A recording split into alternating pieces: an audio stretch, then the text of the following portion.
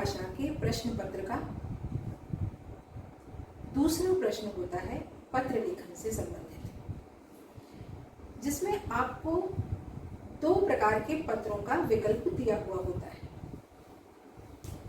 एक औपचारिक और दूसरा अनौपचारिक पत्र।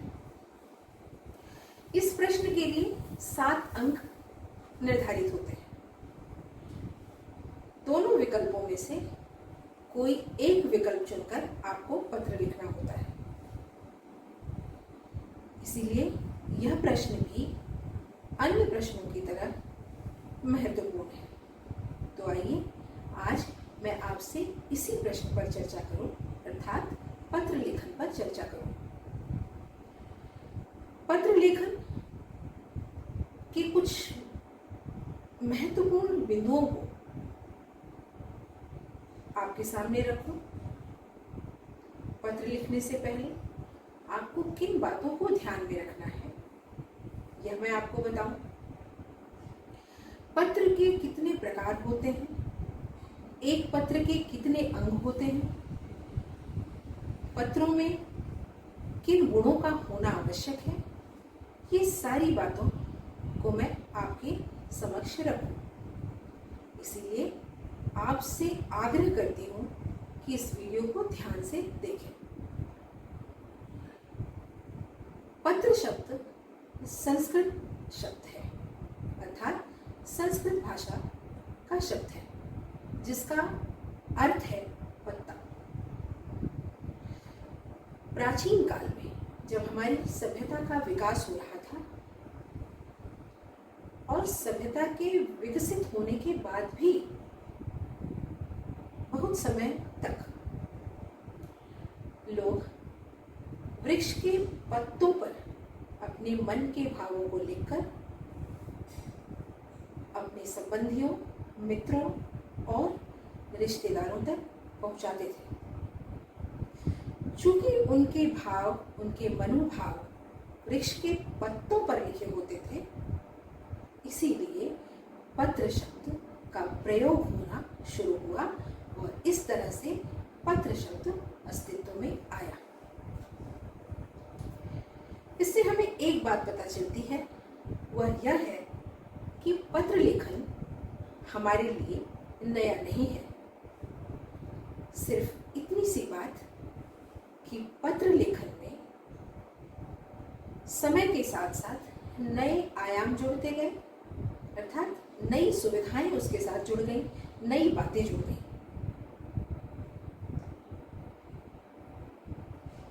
एक अच्छा पत्र लेखक, कुशल पत्र लेखक बड़ी ही आसानी से, सहजता से अपने मन के भावों को पत्र के द्वारा दूसरों तक पहुंचा पाने में सक्षम होता है, समर्थ होता है। इसीलिए पत्र लिखने से पहले कुछ बातों को विशेष रूप से देखने की आवश्यकता होती है, उन बातों पर ध्यान देने की आवश्यकता होती है। यदि ये बातें आपके पत्र में ना हुई या आपने उन बातों पर ध्यान न दिया, तो संभव है कि इनके अभाव में आप एक अच्छा पत्र नहीं लिख पाएंगे। पत्र लेखन की विशेषताएं, एक अच्छा पत्र लिखने की क्या विशेषताएं होती हैं, क्या फीचर्स होते हैं, आइए मैं आपको इस विषय में भी कुछ बताऊं। सबसे पहली विशेषता है पत्र का सरल और स्पष्ट होना, जिसे अंग्रेजी में हम एबरेंट कहते हैं। आप पत्र लिखने बैठते हैं तो ध्यान में रखिए कि आपकी भाषा सहज हो, सुंदर हो, सरल। कठिन शब्दों के प्रयोग से बचिए। साहित्यिक शब्दों के प्रयोग से आपका पत्र भारी हो जाता है और पढ़ने वाला उसमें रुचि नहीं लेता। आपके पत्र में बनावटीपन न हो। शुद्ध साहित्यिक भाषाओं का बेकार का प्रयोग आपके पत्र को बनावटी बना देगा। जिससे आपकी भावनाएं भी बनावटी हो जाएगी और पत्र पढ़ने वाला आपकी भावनाओं से सीधा सीधा सही सही परिचित नहीं हो पाएगा। अतः सरलता और स्पष्टता आपके पत्र में होनी चाहिए। वास्तविकता पत्र की एक और विशेषता है, अर्थात आपका पत्र ओरिजिनल, आपका पत्र पूरी तरह से आपका अपना है। इसमें आप अपनी बातों को स्थान देने वाले हैं, अपने मन की बातों को लिखने वाले हैं, मन के भावों को लिखने वाले हैं। तो ध्यान रखिए, किसी और की बातें, किसी और के भाव आपके पत्र में न आए। इन बातों से आप बचिए। ऐसी स्थिति में जब आपका पत्र पूरी तरह से आपका होगा, जब आप अपनी बातें ही पत्र में करेंगे, तो पत्र पढ़ने वाला आपको सही सही समझ पाएगा। एक और विशेषता वह है पत्र का लघु होना, ब्रीफ होना, संक्षिप्त होना, यानी छोटा होना। यहाँ छोटा होने का यह तात्पर्य नहीं है कि आप 120 से 60 शब्दों पर चले आए। यहाँ लघुता का तात्पर्य यह है कि पत्र में बेकार की बातों को स्थान मत दीजिए। यदि आपका पत्र योग से संबंधित है, योग से होने वाले फायदे से संबंधित है, तो आप अपने पत्र में योग के फायदों को ही लिखिए। यहाँ अन्य दवाइयों, स्वास्थ्यवर्धक चीजों या अन्य किसी तरह की चर्चा को स्थान मत दीजिए।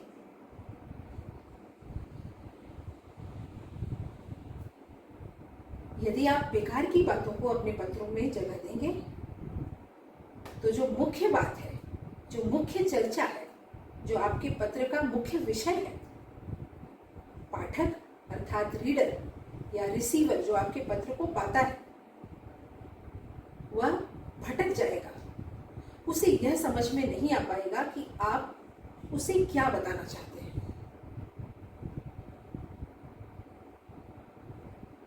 और आपका पत्र उसके लिए समझ के बाहर हो जाएगा। इसीलिए आवश्यक है कि कम से कम शब्दों में आवश्यक बातों को ही अपने पत्र में स्थान दें। पत्र का एक और महत्वपूर्ण गुण है उपयुक्तता, जिसे अंग्रेजी में हम रेलिवेंसी कहते हैं, अर्थात आपका पत्र कितना रेलिवेंट है। रेलिवेंट से यहाँ तात्पर्य है सबसे बड़ी चीज कि जो विषय आपको दिया है उस विषय के रेलिवेंट हो आपका पत्र, उस विषय से आप न भटके, वही विषय आपके पत्र में हो। दूसरी बात जो महत्वपूर्ण है वह यह है कि आप ध्यान में रखें कि आप पत्र किसे दे रहे हैं, आपके पत्र को पढ़ने वाला कौन है, उसकी उम्र कितनी है, उसकी पदवी, उसकी योग्यता को भी ध्यान में रखें और फिर आप अपना पत्र उस तक पहुंचाएं। यहाँ आपको अपनी उम्र, अपनी योग्यता को भी ध्यान में रखना है। इन बातों को ध्यान में रखते हुए ही पत्र लिखना है। क्योंकि अगर मैं आपको एक उदाहरण के तौर पर कुछ बताऊं, तो शायद आपको यह बात समझ में आ जाए, स्पष्ट हो जाए। जैसे जब हम एक सब्जी वाले से बात करते हैं या घर में काम कर रही सहायिका, नौकरानी से बात करते हैं, तो हमारी भाषा उनके अनुरूप होती है। और वहीं जब हम अपने अध्यापक से बात करते हैं, अपने मित्रों से बात करते हैं, तो हमारी भाषा बदल जाती है, उनके अनुरूप हो जाती है। यहाँ भी वही बात है कि पत्र पाने वाले को ध्यान से समझने की आवश्यकता है। क्या वह इतना पढ़ा लिखा है कि आपके पत्र की भाषा को समझ पाएगा? इसे समझते हुए भाषा का प्रयोग करें, सहज, सुंदर, बोधगम्य भाषा हो जो हर किसी की समझ में सहजता से आ जाए। याद रखिए, आप पत्र लिख रहे हैं, साहित्य नहीं लिख रहे हैं। अब है पत्रों के प्रकार, टाइप्स ऑफ लेटर। पत्र मुख्यतः दो प्रकार के होते हैं, औपचारिक पत्र अर्थात फॉर्मल लेटर, और दूसरा अनौपचारिक पत्र अर्थात इनफॉर्मल लेटर। औपचारिक पत्र में किन बातों को ध्यान में रखना है? इन पत्रों में आप मर्यादित और नियंत्रित भाषा का प्रयोग करते हैं, क्योंकि ये पत्र आप उन्हें लिखते हैं जिन्हें आप निजी तौर पर नहीं पहचानते हैं। अपनी किसी एक विशेष समस्या के समाधान के लिए आप किसी को पत्र लिखते हैं, तो वह पत्र औपचारिक पत्र के घेरे में आता है। इन पत्रों में व्यावसायिक पत्र, सरकारी पत्र, आवेदन पत्र, प्रार्थना पत्र इत्यादि आते हैं। अब है अनौपचारिक पत्र अर्थात इनफॉर्मल लेटर। ये पत्र आपके व्यक्तिगत पत्र होते हैं, आपके निजी पत्र होते हैं। इन पत्रों को आप अपने जानने और पहचानने वालों को लिखते हैं, जैसे माता पिता, दोस्त, मित्र, संबंधी, भाई बहन। तो इन पत्रों की भाषा अत्यंत सहज, सुगम और सरल होती है। इन पत्रों में आप अपनी भावनाओं को पूर्ण रूप से व्यक्त करने के लिए स्वतंत्र होते हैं, इसीलिए इन पत्रों को निजी पत्र भी कहते हैं। आपको एक बात यहाँ ध्यान में रखनी है कि ये पत्र आप उन्हें लिख रहे हैं जिन्हें आप जानते हैं। तो यहाँ पर आपको पत्र लिखने से पहले यह सावधानी बरतनी है कि पत्र की भाषा जानने वाले के अनुरूप हो, उसे पढ़ने वाले के अनुरूप हो। यदि आप बड़ों को लिखते हैं तो उनकी उम्र के अनुसार पत्र लिखें। यदि आप अपने से छोटों को पत्र लिख रहे हैं, मित्र को पत्र लिख रहे हैं, तो उसी अनुसार अपना पत्र लिखें। पत्र की भाषा प्राकृतिक हो अर्थात नेचुरल हो। किसी दूसरे लोग की भाषा का प्रयोग नहीं करना है, इससे आपको बचना है।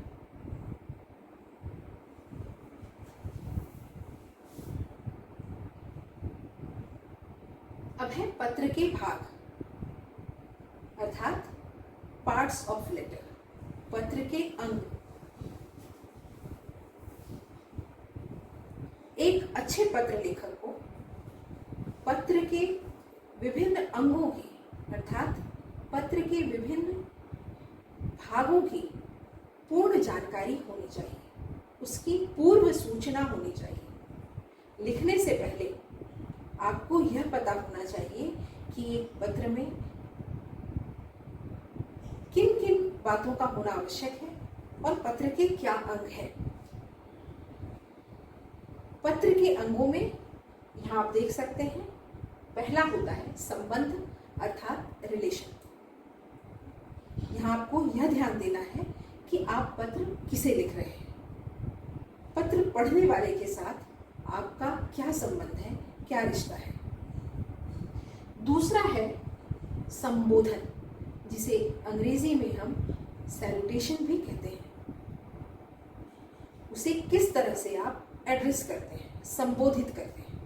ये पत्र का दूसरा और महत्वपूर्ण अंग है। तीसरा है अभिवादन अर्थात ग्रीटिंग। पत्र पाने वाले को आप किस तरह से ग्रीट करते हैं, किस तरह से पत्र को पढ़ने वाले का अभिवादन करते हैं, यह आपके पत्र में हो यह आवश्यक है। और अंत में समापन अर्थात पत्र की एंडिंग, क्लोजर। पत्र किस तरह से आपको समाप्त करना है। यदि ये 4 अंग आपके पत्र में हैं तो आपका पत्र एक पूर्ण पत्र है और आप एक सफल पत्र लेखक हैं। बच्चों, मैंने यहाँ पर एक सूची बनाई है जिसे लिस्ट कहते हैं या आप तालिका भी अंग्रेजी हिंदी में कह सकते हैं। यदि आप देख सकते हैं तो ध्यान दीजिए, मैंने यहाँ लिखा है पत्र का प्रकार अर्थात पत्र कितने प्रकार के होते हैं। पहला पत्र है निजी पत्र, व्यक्तिगत पत्र जिसे मैंने आपको समझाया, अनौपचारिक पत्र। संबंध, किसे आप यह पत्र लिखते हैं, मित्र को। यदि आप यह पत्र मित्र को लिखते हैं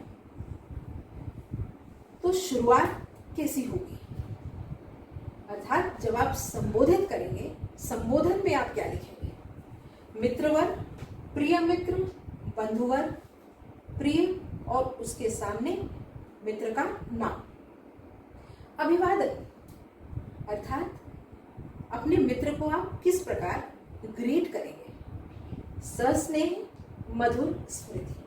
और अंत में समापन, समाप्त करते हुए पूरा पत्र लिखने के बाद जब आप पत्र को समाप्त करेंगे तो आपको लिखना होगा तुम्हारा प्रिय मित्र, तुम्हारा अभिन्न मित्र, चिरस्नेही, तुम्हारा अपना और फिर आपका अपना नाम। यहाँ ध्यान रखिए कि आपको अपना उपनाम अर्थात अपना सरनेम नहीं लिखना है। जब भी आप व्यक्तिगत पत्र लिखते हैं, अनौपचारिक पत्र लिखते हैं, उसमें आपके उपनाम की, आपके सरनेम की आवश्यकता नहीं होती है। छोटों को, यदि आप यह पत्र अपने से छोटों को लिख रहे हैं तो आप किस प्रकार उन्हें संबोधित करेंगे। संबोधन में क्या आएगा, प्रिय, अनुज, अनुजा, प्रियवर, परम प्रिय, यह संबोधन में आएगा। अभिवादन, शुभाशीष, सस्नेह और अंत में पत्र लिखने के बाद अंत करेंगे तुम्हारा शुभचिंतक, तुम्हारा हितैषी, तुम्हारा शुभाकांक्षी अर्थात वेल विशर। तो छोटों को पत्र लिखने के लिए आप इनका प्रयोग करेंगे। उसके पश्चात गुरुजन अर्थात अध्यापक। अब आप मुझसे यह कहेंगे कि अध्यापक को हम फॉर्मल लेटर लिखते हैं। बच्चों, अध्यापक से हमारा अनौपचारिक रिश्ता भी होता है। उन्हें हम अनौपचारिक पत्र, इनफॉर्मल लेटर भी लिख सकते हैं। माता पिता, दादा दादी, चाचा चाची या घर का कोई भी बड़ा जिसे हम पत्र लिख रहे हैं, संबोधन में अर्थात शुरू में, आरंभ में हम उनके लिए किन शब्दों का प्रयोग करेंगे। आदरणीय, समझ लीजिए यदि पिताजी हैं तो आदरणीय पिताजी, आदरणीय दादाजी। पूजनीय, माननीय, पूज्या। पूज्या शब्द स्त्रीलिंग के साथ होता है, फीमेल के साथ लगता है। श्रद्धेय या मैस्कुलिन जेंडर के साथ आप लगाएंगे, यानी पुलिंग जेंडर के साथ, पुलिंग के साथ आप यह लगाएंगे। और फिर परम पूज्य, इन शब्दों का प्रयोग आप संबोधन के तौर पर करेंगे जब आप इन्हें पत्र लिख रहे हैं। अभिवादन के तौर पर अर्थात उन्हें ग्रीट करने के लिए आप लिखेंगे सादर प्रणाम, सादर चरण स्पर्श, सादर नमस्कार। और अंत करते हुए पत्र लिखने के बाद जब आप पत्र का अंत करेंगे तो आप लिखेंगे आपका आज्ञाकारी, आपका पुत्र, स्नेहाकांक्षी। इस तरह से इस लिस्ट को ध्यान में रखिए और इनके प्रयोग से आपको पत्र लेखन में सहजता होगी, सुविधा होगी। पत्र का प्रकार व्यावसायिक पत्र और आवेदन पत्र, जिसमें प्रार्थना पत्र वगैरह भी आ जाते हैं। संबंध के अंतर्गत आप देखिए, आपको यदि बैंक मैनेजर को पत्र लिखना है, पुस्तक विक्रेता यानी बुक सेलर को पत्र लिखना है, पुलिस अधिकारी को पत्र लिखना है, नगर निगम अधिकारी को पत्र लिखना है, तो ये संबंध है आपके उनसे, ये ध्यान में रखिए। संबोधन क्या देंगे आप इसमें? प्रबंधक महोदय, प्रकाशक महोदय या सिर्फ महोदय। यदि स्त्रीलिंग है और आपको पता है कि आप किसी स्त्री अधिकारी को पत्र लिख रहे हैं तो महोदया, इन शब्दों को आप लिखेंगे। यहाँ अभिवादन की आवश्यकता नहीं होती है, क्योंकि आप इन्हें नहीं पहचानते हैं, तो यहाँ ग्रीटिंग की आवश्यकता नहीं है। पत्र लिखिए कम शब्दों में, पॉइंट टू पॉइंट, जिन बातों को पूछा गया है वह लिखना है और उसके पश्चात पत्र का अंत करना है। पत्र का अंत किस प्रकार करेंगे? भवदीय और भवदीया। भवदीय ये लड़कों के लिए है, यदि कोई लड़का पत्र लिखता है तो अंत में वह भवदीय लिखता है और अपना नाम, और यदि लड़की लिखती है तो वह अपने लिए भवदीया लिखती है और अपना पूरा नाम। यहाँ पर पूरा नाम से मेरा तात्पर्य यह है कि आपको यहाँ पर अपना नाम और उपनाम अर्थात सरनेम दोनों लिखना है, या फिर आप प्रार्थी या निवेदक शब्द भी लिख सकते हैं और फिर अपना पूरा नाम आपको लिखना है। यदि आप आवेदन पत्र लिख रहे हैं, जिसे एप्लीकेशन कहते हैं, या आप प्रार्थना पत्र लिख रहे हैं जो छुट्टी मांगने के लिए हो, फीस कम करने के लिए हो, बस रूट बदलने के लिए हो, प्रधानाचार्य अर्थात प्रिंसिपल, प्रधानाचार्या अगर लेडी प्रिंसिपल है, या जिसे भी आप पत्र लिख रहे हैं, वहां आपको संबोधन में माननीय महोदया या माननीय महोदय, मान्यवर या श्रीमान, इन शब्दों का प्रयोग करना है। अभिवादन यहाँ फिर से नहीं है, क्योंकि इन्हें आप फॉर्मल लेटर लिख रहे हैं। फॉर्मल लेटर में एक बात का ध्यान रखिए, औपचारिक पत्र में अभिवादन नहीं होता है, ग्रीटिंग नहीं। उसके पश्चात है समापन अर्थात पत्र की समाप्ति। पत्र लिखने के पश्चात, विषय से जुड़ा पत्र लिखने के पश्चात आपको पत्र समाप्त करना है और वहां अंत में आपको लिखना है विनीत, प्रार्थी, निवेदक, आपका आज्ञाकारी, भवदीय या भवदीया, और अंत में अपना पूरा नाम आपको लिखना है। इसके पश्चात अगले वीडियो में मैं आपको पत्र का प्रारूप दिखाऊंगी और किस तरह से पत्र लिखना है यह मैं आपको बताऊंगी, जो ICSE पाठ्यक्रम के तहत आता है, उसके अंतर्गत आता है। धन्यवाद बच्चों।